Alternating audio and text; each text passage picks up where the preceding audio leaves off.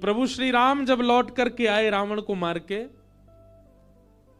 तो जनक जी महाराज ने एक पत्र लिखा और पत्र लिख करके राम जी से कहा कि हे जामाता जी, हे दामाद जी, 14 वर्ष बाद आप वन से आए हो। आप में तो जनकपुर के लोगों के प्राण हैं ही, परंतु हमारी लाली जो है जानकी, वो तो हमारी प्राण ही हैं।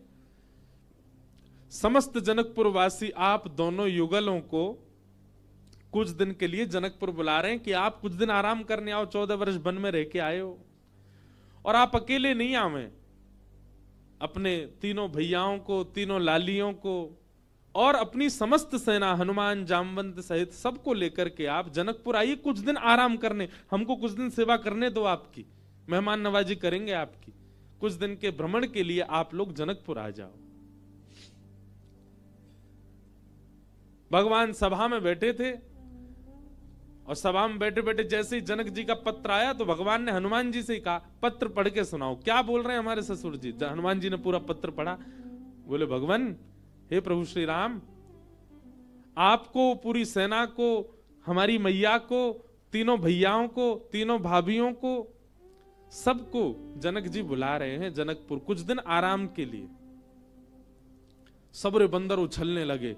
बोले, जय हो, बढ़िया भयो, अब आनंद आएगा, जनकपुर में जाएंगे, हम सब अपने हाथ पांव दबाएंगे। बहुत युद्ध करके आए रावणों से, रावण की सेना से, और बढ़िया मालपुआ खावे को मिलेगा। राम जी की बारात में तो हम नहीं जा पाए थे, पर बारात की चर्चा हमने सुनी थी। वहां तो भैया बड़े पकवान बने थे, हम सब जाएंगे। ब्राह्मण सारे बानर इतने ज्यादा उत्सुक हो गए, हम सब जाएंगे। बानरों की उत्सुकता देख करके राम जी बोलो, शांत हो जाओ भैया। अब भाई देखो, हमारा निर्णय यह है कि जनकपुर हमारी ससुराल है, और कहीं भी नाक कट जाए चलता है, पर ससुराल में हमारी नाक ऊंची रहनी चाहिए। और इन सब बातों को ध्यान में रखते हमारे मन में आया कि हम जाएंगे, भरत जी जाएंगे, लक्ष्मण शत्रुघ्न जाएंगे, चारों बहुएं जाएंगी, कुछ वरिष्ठ लोग जैसे जामवंत जी, हनुमान जी, अंगद जी आदि आदि कुछ वरिष्ठ लोग जाएंगे। बाकी बानरों से हमारी प्रार्थना, आप तो यहीं सरजू जी के तट पे अयोध्या में ही रहो, आप लोग मत चलो। बानर सब उदास हो गए। बोले, क्यों, हम क्यों नहीं चलें? बोले, आप लोगों का स्वभाव ऐसा ही है, किसी से भी छीन के खा जाते हो, कहीं पर भी मलमूत्र त्याग देते हो, कहीं भी उछल कूद कर देते हो, डाले तोड़ देते हो, वन उजाड़ देते हो। और जनकपुर हमारी ससुराल है। हमारे सामने किसी ने कह दिया कि अरे देखो, वो वन पूरे बानरों ने उजाड़ दिया। बानर किसके? बोले, राम जी के। तो हमको तो बहुत बुरा लगेगा, लेकिन आप लोगों का यही स्वभाव है, तो क्या करें? इसलिए आप लोग तो अयोध्या में, इसको कितना भी चलो उजाड़ो, ये रहेगा, अपने ही लोग हैं, सुधार भी देंगे। अब वो तो ससुराल है, वहां तो संकोच हो जाएगा हमको। बानर सब नीचे मुंह करके बैठ गए। राम जी तो अपनी घोषणा करके चले गए। जामवंत जी, हनुमान जी बोले, भाई सब लोग उदास क्यों हो गए? बोले, जब रावण से मरवाना था तो हमको ले गए, और जहां रसगुल्ला मिलेंगे, मालपुआ मिलेंगे, फल मिलेंगे, मेवा मिलेंगे, सेवा मिलेगी, वहां हमको छोड़ के जा रहे हैं। हाँ, यही बात है।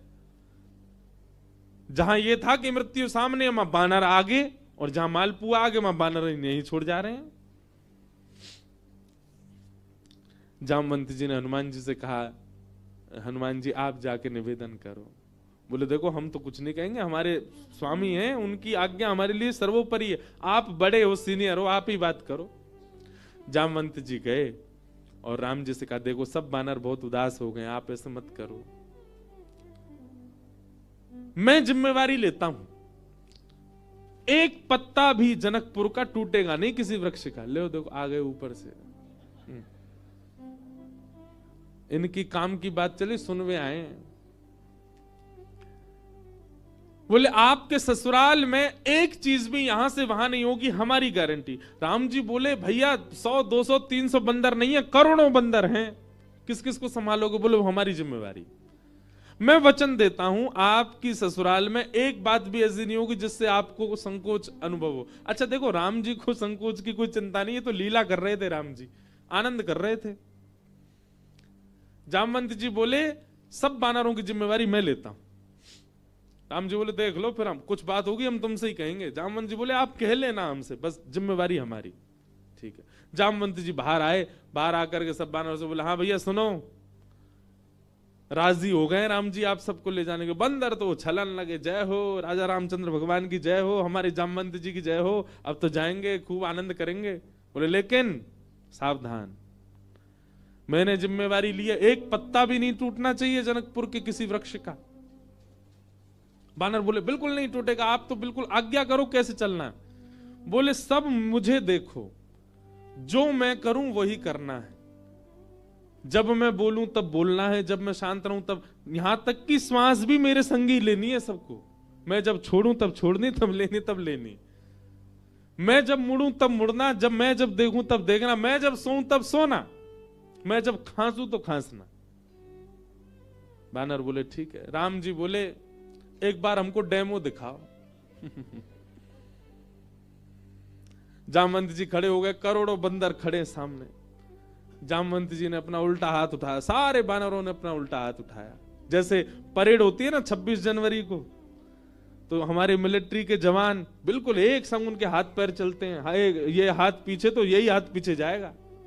उनको देखो कभी, उनके पैर भी बिल्कुल समय पे आगे, समय से पीछे, गर्दन भी समय से चलेगी। वैसे मिलिट्री के जवानों की तरह सब बंदर खड़े हो गए। जामवंत जी हंसे तो सबरे बंदर हंसे। जामवंत जी खांसे तो जिनको खांसी नहीं आ रही वो जबरदस्ती खांसे। लोग खांसना ही है, जामवंत जी खांस रहे हैं। राम जी बोले चलो ठीक है, अब चलते हैं जनकपुर। आहा, जनकपुर की ओर जा रहे हैं। 14 वर्ष बाद वन से लौटने के बाद, राज्याभिषेक के बाद, राजा रामचंद्र भगवान पूरे नगर में उत्सव मनते जा रहे हैं। जहां जहां से निकलते हैं वहीं पुष्प वर्षा हो रही है, विशाल सेना राम जी की चल रही है। पर इस पूरी यात्रा का सबसे श्रेष्ठ केंद्र बिंदु, आकर्षण बिंदु था बानरों की परेड। बिल्कुल ऐसे चल रहे हैं सीधे। जामवंत जी इधर देखे तो सब बानर इधर देखे, जामवंत जी नीचे तो सब नीचे, जामवंत जी खुजा में तो सब खुजा में। जैसे ही जनकपुर में पहुंचे, राम जी की सब बलैयां लेने लगी अटारीन से, हमारे पहुना आए, हमारे जमाई राजा आए। सबके नेत्र सजल हो गए। पर पूरे जनकपुर में जैसे ही बानरों ने प्रवेश किया, आहा, बानरों की ऐसी प्रशंसा, भैया कैसे सुधरे भाई। अच्छा, जामवंत जी ने सबके काजे वस्त्र भी सिलवाए थे। सब बानर बिल्कुल बढ़िया, ऊपर को आधी बगलबंदी सी पहन के, नीचे धोती सी पहन के, टोपा से पहन के चल रहे थे। कैसा, मैं तो चिंतन करता हूं कैसे लग रहे होंगे सब। हम बंदरों के बीच में ही रहते हैं ना वृंदावन में। महाराज आरती का थाल ले लेकर के जनकपुर की सब नारियां आरती कर रही हैं, पर बानर नहीं उनकी ओर देखें भी। जब जामवंत जी देखेंगे तभी देखेंगे। जनक जी महाराज ने स्वागत किया, और स्वागत करके खूब प्रेम से वार्ता हुई। और फिर बोले भैया पूरे जनकपुर में हल्ला है आपके बानरों का, कैसी सेना। लग रहा है देखते ही बनता है कि यही बानर मार सकते हैं रावण की सेना को। इतने शिष्टाचारी, इतने गंभीर। देखो इतनी बड़ी सभा में करोड़ों बानर बैठे हैं, पर सुई गिर दो तो उसकी आवाज भी आ जाएगी। Pin drop silence. दूर बैठे जामवंत जी सिर हिलावे, सब बानर करें हाँ। अब आप बहुत दूर से चल के आए हैं, सबकी प्रसाद की व्यवस्था है। हाँ भाई, सब बानरों के आगे चौकी लगाओ। पहली बार बानर चौकी पे बैठ के पाएंगे। चौकी पे बैठ गए, चौकियों के आगे दूसरी चौकी, चौकी के ऊपर सोने की थाली, चांदी की कटोरी। आहा, क्या बढ़िया। सब बानरों की थाली, पहली बार बानरों के आगे थाली लगी है। लेकिन बानर थाली में नहीं देख रहे हैं, सब जामवंत जी को देख रहे हैं। पनीर की सब्जी आई, काजू की सब्जी आई, ये सब्जी आई, मिष्ठान आए, पूड़ी आई, 5 प्रकार की पूड़ी आई, रोटी आई, चावल आए। बानरों का स्वभाव क्या है, आप केला भले ही हाथ से दो लेकिन फिर भी छीन के ही लेगा।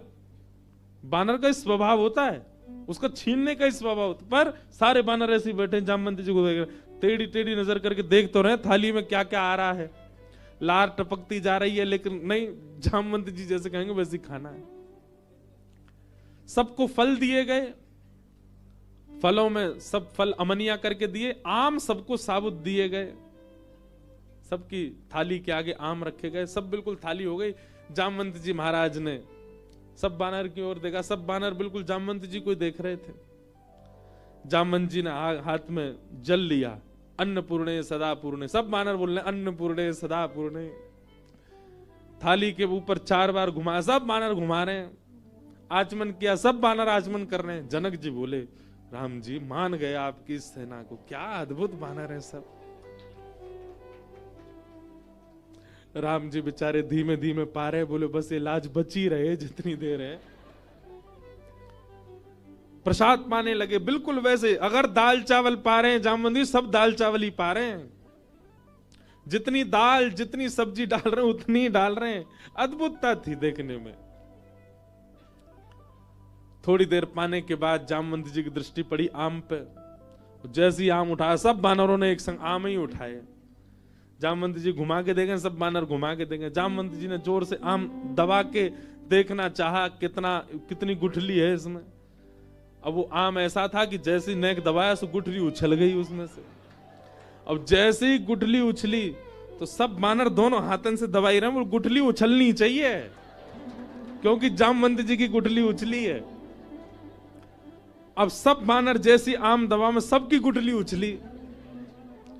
गुठली के उछलते ही जामवंत जी बोले, इन हाथों से मेघनाथ निकल के नहीं भाग पाया, इन हाथों से रावण निकल के नहीं भाग पाए, छोटी सी गुठली भाग गई। और जामवंत जी जैसे ही उछले गुठली पकड़ने को, बानर बोले हमें भी ऐसे ही पकड़नी है, और एक दूसरे के ऊपर झपट्टा मारे। महाराज या पकड़, कहीं कड़ी उछाल रहे हैं, कहीं दाल उछाल रहे हैं, पूरी उछाल रहे हैं।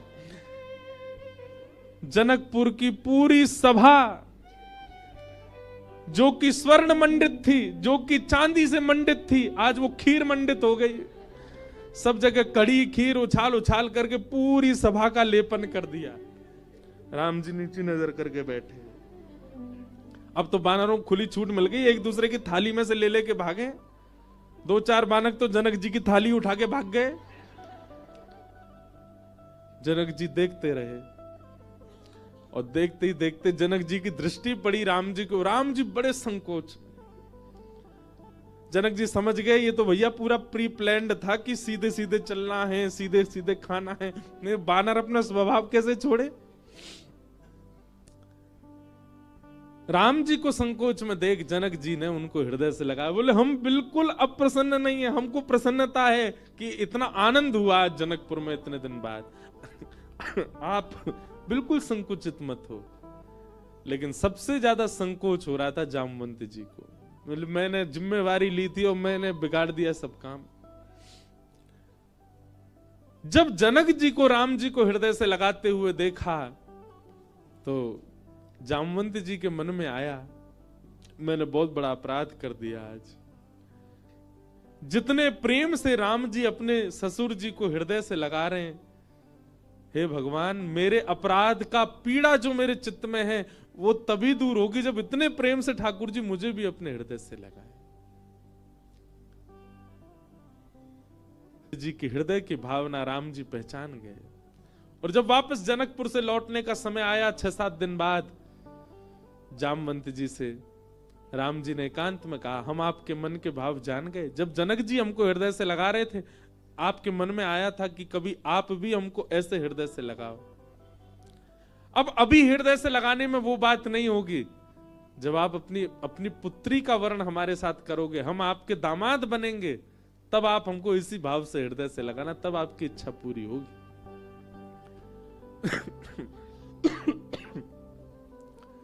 जामवंत जी को 1 युग तक प्रतीक्षा करनी पड़ी, और 1 युग बाद आज वही राम जी जब कृष्ण बनकर के आए, जामवंत जी ने अपनी पुत्री जामवती का विवाह भगवान के साथ किया। बोलो जामवती रमण भगवान की। ऐसे हमारे ठाकुर जी हैं। तीसरा विवाह भगवान का सत्यभामा के साथ में हुआ।